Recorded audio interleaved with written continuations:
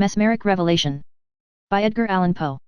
Whatever doubt may still envelop the rationale of mesmerism, its startling facts are now almost universally admitted. Of these latter, those who doubt, are your mere doubters by profession, an unprofitable and disreputable tribe.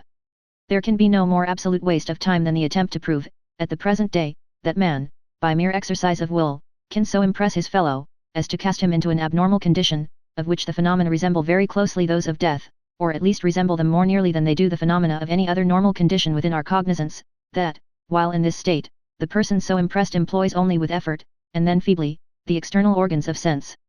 Yet perceives, with keenly refined perception, and through channels supposed unknown, matters beyond the scope of the physical organs, that, moreover, his intellectual faculties are wonderfully exalted and invigorated, that his sympathies with the person so impressing him are profound, and, finally, that his susceptibility to the impression increases with its frequency, while, in the same proportion, the peculiar phenomena elicited are more extended and more pronounced.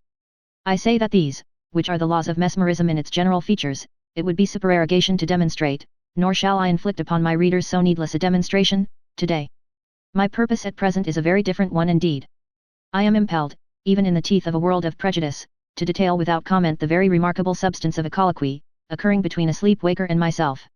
I had been long in the habit of mesmerizing the person in question, Mr. Van Kirk, and the usual acute susceptibility and exaltation of the mesmeric perception had supervened. For many months he had been laboring under confirmed phthisis, the more distressing effects of which had been relieved by my manipulations, and on the night of Wednesday, the 15th instant, I was summoned to his bedside. The invalid was suffering with acute pain in the region of the heart, and breathed with great difficulty, having all the ordinary symptoms of asthma. In spasms such as these he had usually found relief from the application of mustard to the nervous centers, but tonight this had been attempted in vain. As I entered his room he greeted me with a cheerful smile, and although evidently in much bodily pain, appeared to be, mentally, quite at ease. "I sent for you tonight," he said, "not so much to administer to my bodily ailment, as to satisfy me concerning certain psychical impressions which, of late, have occasioned me much anxiety and surprise. I need not tell you how skeptical I have hitherto been on the topic of the soul's immortality. I cannot deny that there has always existed, as if in that very soul which I have been denying, a vague half-sentiment of its own existence, but this half-sentiment at no time amounted to conviction. With it my reason had nothing to do. All attempts at logical inquiry resulted, indeed, in leaving me more skeptical than before. I had been advised to study Cousin. I studied him in his own works as well as in those of his European and American echoes. The Charles L. Wood of Mr. Brownson, for example, was placed in my hands. I read it with profound attention throughout. I found it logical, but the portions which were not merely logical were unhappily the initial arguments of the disbelieving hero of the book. In his summing up it seemed evident to me that the reasoner had not even succeeded in convincing himself. His end had plainly forgotten his beginning, like the government of Trinculo. In short, I was not long in perceiving that if man is to be intellectually convinced of his own immortality, he will never be so convinced by the mere abstractions which have been so long the fashion of the moralists of England, of France, and of Germany. Abstractions may amuse and exercise, but take no hold on the mind. Here upon earth, at least, philosophy, I am persuaded, will always in vain call upon us to look upon qualities as things. The will may assent, the soul, the intellect, never. I repeat, then, that I only half felt, and never intellectually believed, but latterly there has been a certain deepening of the feeling, until it has come so nearly to resemble the acquiescence of reason, that I find it difficult to distinguish between the two. I am enabled, too, plainly to trace this effect to the mesmeric influence. I cannot better explain my meaning than by the hypothesis that the mesmeric exaltation enables me to perceive a train of ratiocination which, in my abnormal existence, convinces, but which, in full accordance with the mesmeric phenomena, does not extend, except through its effect, into my normal condition. In sleep-waking, the reasoning and its conclusion, the cause and its effect, are present together. In my natural state, the cause vanishing, the effect only, and perhaps only partially, remains. These considerations have led me to think that some good results might ensue from a series of well-directed questions propounded to me while mesmerized. You have often observed the profound self-cognizance evinced by the sleep-waker, the extensive knowledge he displays upon all points relating to the mesmeric condition itself, and from this self-cognizance may be deduced hints for the proper conduct of a catechism. I consented of course to make this experiment. A few passes threw Mr. Van Kirk into the mesmeric sleep. His breathing became immediately more easy, and he seemed to suffer no physical uneasiness. The following conversation then ensued, V in the dialogue representing the patient, and P myself. P. Are you asleep? V. Yes, no, I would rather sleep more soundly. P. After a few more passes, do you sleep now? V. Yes. P. How do you think your present illness will result? V. After a long hesitation and speaking as if with effort, I must die. P. Does the idea of death afflict you? V. Very quickly, no, No. P. Are you pleased with the prospect? V. If I were awake I should like to die, but now it is no matter. The mesmeric condition is so near death as to content me. P. I wish you would explain yourself, Mr. Van Kirk. V. I am willing to do so, but it requires more effort than I feel able to make. You do not question me properly. P. What then shall I ask? V. You must begin at the beginning. P. The beginning. But where is the beginning? V. You know that the beginning is God. This was said in a low, fluctuating tone, and with every sign of the most profound veneration. P. What then, is God? V. Hesitating for many minutes I cannot tell. P. Is not God spirit? V. While I was awake I knew what you meant by spirit, but now it seems only a word, such, for instance, as truth, beauty, equality, I mean. P. Is not God immaterial? V. There is no immateriality, it is a mere word. That which is not matter, is not at all, unless qualities are things. P. Is God, then, material? V. No. This reply startled me very much. P. What, then, is he? V. After a long pause, and mutteringly I see, but it is a thing difficult to tell. Another long pause. He is not spirit, for he exists. Nor is he matter, as you understand it. But there are gradations of matter of which man knows nothing, the grosser impelling the finer pervading the grosser. The atmosphere, for example, impels the electric principle, while the electric principle permeates the atmosphere. These gradations of matter increase in rarity or fineness, until we arrive at a matter unparticled, without particles, indivisible, one, and here the law of impulsion and permeation is modified. The ultimate, or unparticled matter, not only permeates all things but impels all things, and thus is all things within itself. This matter is God. What men attempt to embody in the word thought, is this matter in motion. P. The metaphysicians maintain that all action is reducible to motion and thinking, and that the latter is the origin of the former. V. Yes, and I now see the confusion of idea. Motion is the action of mind, not of thinking. The unparticled matter, or God, in quiescence, is, as nearly as we can conceive it, what men call mind. And the power of self-movement, equivalent in effect to human volition, is, in the unparticled matter, the result of its unity and omniprevalence, how I know not, and now clearly see that I shall never know. But the unparticled matter, set in motion by a law, or quality, existing within itself, is thinking. P. Can you give me no more precise idea of what you term the unparticled matter? V. The matters of which man is cognizant escape the senses in gradation. We have, for example, a metal, a piece of wood, a drop of water, the atmosphere, a gas, caloric, electricity, the luminiferous ether. Now we call all these things matter, and embrace all matter in one general definition, but in spite of this, there can be no two ideas more essentially distinct than that which we attach to a metal, and that which we attach to the luminiferous ether. When we reach the latter, we feel an almost irresistible inclination to class it with spirit, or with nihility. The only consideration which restrains us is our conception of its atomic constitution, and here, even, we have to seek aid from our notion of an atom, as something possessing an infinite minuteness, solidity, palpability, weight. Destroy the idea of the atomic constitution and we should no longer be able to regard the ether as an entity, or at least as matter. For want of a better word we might term it spirit. Take, now, a step beyond the luminiferous ether, conceive a matter as much more rare than the ether, as this ether is more rare than the metal, and we arrive at once, in spite of all the school dogmas, at a unique mass, an unparticled matter. For although we may admit infinite littleness in the atoms themselves, the infinitude of littleness in the spaces between them is an absurdity. There will be a point, there will be a degree of rarity, at which, if the atoms are sufficiently numerous, the interspaces must vanish, and the mass absolutely coalesce. But the consideration of the atomic constitution being now taken away, the nature of the mass inevitably glides into what we conceive of spirit.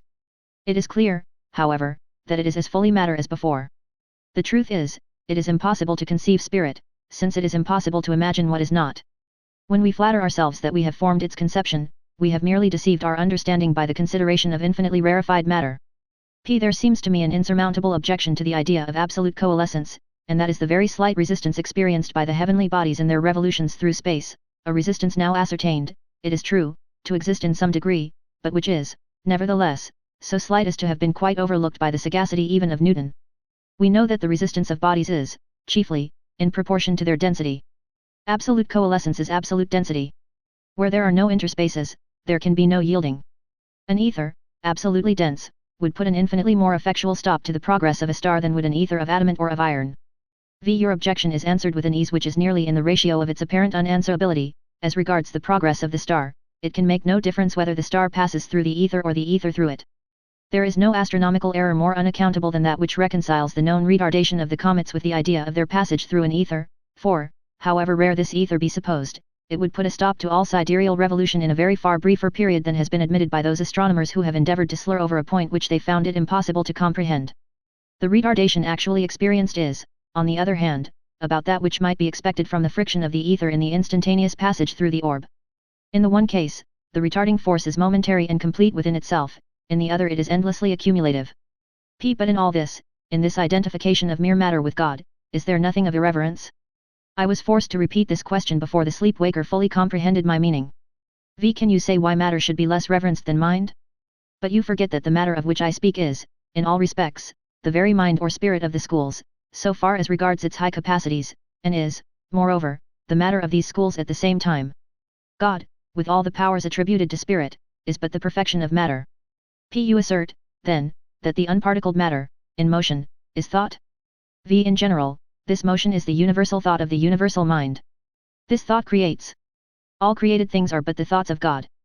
You say, in general. Yes. The universal mind is God. For new individualities, matter is necessary. But you now speak of mind and matter as do the metaphysicians. Yes, to avoid confusion.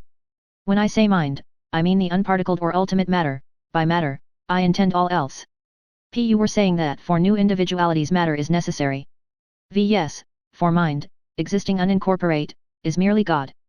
To create individual, thinking beings, it was necessary to incarnate portions of the divine mind. Thus man is individualized. Divested of corporate investiture, he were God. Now, the particular motion of the incarnated portions of the unparticled matter is the thought of man, as the motion of the whole is that of God. You say that divested of the body man will be God? After much hesitation I could not have said this, it is an absurdity. Referring to my notes you did say that divested of corporate investiture man were God. And this is true. Man thus divested would be God, would be unindividualized. But he can never be thus divested, at least never will be, else we must imagine an action of God returning upon itself, a purposeless and futile action. Man is a creature. Creatures are thoughts of God. It is the nature of thought to be irrevocable. I do not comprehend. You say that man will never put off the body? I say that he will never be bodiless. Explain. There are two bodies, the rudimental and the complete, corresponding with the two conditions of the worm and the butterfly. What we call death, is but the painful metamorphosis. Our present incarnation is progressive, preparatory, temporary. Our future is perfected, ultimate, immortal. The ultimate life is the full design. But of the worm's metamorphosis we are palpably cognizant. We, certainly, but not the worm.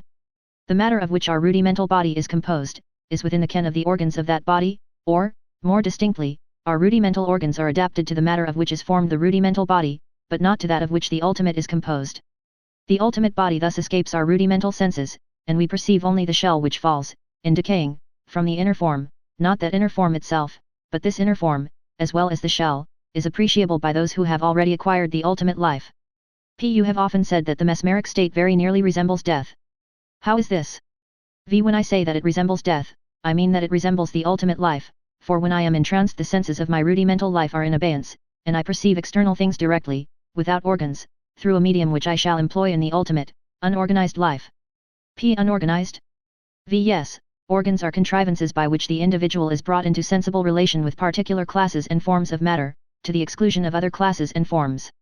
The organs of man are adapted to his rudimental condition, and to that only, his ultimate condition, being unorganized, is of unlimited comprehension in all points but one, the nature of the volition of God, that is to say, the motion of the unparticled matter. You will have a distinct idea of the ultimate body by conceiving it to be entire brain. This it is not, but a conception of this nature will bring you near a comprehension of what it is. A luminous body imparts vibration to the luminiferous ether. The vibrations generate similar ones within the retina, these again communicate similar ones to the optic nerve. The nerve conveys similar ones to the brain, also, similar ones to the unparticled matter which permeates it. The motion of this latter is thought, of which perception is the first undulation. This is the mode by which the mind of the rudimental life communicates with the external world, and this external world is, to the rudimental life, limited, through the idiosyncrasy of its organs. But in the ultimate, unorganized life, the external world reaches the whole body, which is of a substance having affinity to brain, as I have said, with no other intervention than that of an infinitely rarer ether than even the luminiferous, and to this ether, in unison with it, the whole body vibrates, setting in motion the unparticled matter which permeates it. It is to the absence of idiosyncratic organs, therefore, that we must attribute the nearly unlimited perception of the ultimate life. To rudimental beings, organs are the cages necessary to confine them until fledged. You speak of rudimental beings. Are there other rudimental thinking beings than man? The multitudinous conglomeration of rare matter into nebulae, planets, suns, and other bodies which are neither nebulae, suns, nor planets, is for the sole purpose of supplying pabulum for the idiosyncrasy of the organs of an infinity of rudimental beings. But for the necessity of the rudimental, prior to the ultimate life, there would have been no bodies such as these. Each of these is tenanted by a distinct variety of organic, rudimental, thinking creatures. In all, the organs vary with the features of the place tenanted. At death, or metamorphosis, these creatures, enjoying the ultimate life, immortality, and cognizant of all secrets but the one, act all things and pass everywhere by mere volition, indwelling, not the stars, which to us seem the sole palpabilities, and for the accommodation of which we blindly deem space created, but that space itself, that infinity of which the truly substantive vastness swallows up the star shadows, blotting them out as non-entities from the perception of the angels. You say that but for the necessity of the rudimental life there would have been no stars. But why this necessity? In the inorganic life, as well as in the inorganic matter generally, there is nothing to impede the action of one simple unique law, the divine volition. With the view of producing impediment, the organic life and matter, complex, substantial, and law-encumbered, were contrived. But again, why need this impediment have been produced? The result of law inviolate is perfection, right, negative happiness. The result of law violate is imperfection, wrong, positive pain. Through the impediments afforded by the number, complexity, and substantiality of the laws of organic life and matter, the violation of law is rendered, to a certain extent, practicable. Thus pain, which in the inorganic life is impossible, is possible in the organic. But to what good end is pain thus rendered possible? All things are either good or bad by comparison. A sufficient analysis will show that pleasure, in all cases, is but the contrast of pain. Positive pleasure is a mere idea. To be happy at any one point we must have suffered at the same. Never to suffer would have been never to have been blessed. But it has been shown that, in the inorganic life, pain cannot be thus the necessity for the organic. The pain of the primitive life of earth, is the sole basis of the bliss of the ultimate life in heaven. Still, there is one of your expressions which I find it impossible to comprehend, the truly substantive vastness of infinity. This, probably, is because you have no sufficiently generic conception of the term substance itself. We must not regard it as a quality, but as a sentiment. It is the perception, in thinking beings, of the adaptation of matter to their organization. There are many things on the earth, which would be nihility to the inhabitants of Venus, many things visible and tangible in Venus, which we could not be brought to appreciate as existing at all. But to the inorganic beings, to the angels, the whole of the unparticled matter is substance, that is to say, the whole of what we term space is to them the truest substantiality. The stars, meantime, through what we consider their materiality, escaping the angelic sense, just in proportion as the unparticled matter, through what we consider its immateriality, eludes the organic. As the sleep-waker pronounced these latter words, in a feeble tone, I observed on his countenance a singular expression, which somewhat alarmed me, and induced me to awake him at once. No sooner had I done this, than, with a bright smile irradiating all his features, he fell back upon his pillow and expired. I noticed that in less than a minute afterward his corpse had all the stern rigidity of stone. His brow was of the coldness of ice. Thus, ordinarily, should it have appeared, only after long pressure from Azrael's hand. Had the sleep-waker, indeed, during the latter portion of his discourse, been addressing me from out the region of the shadows?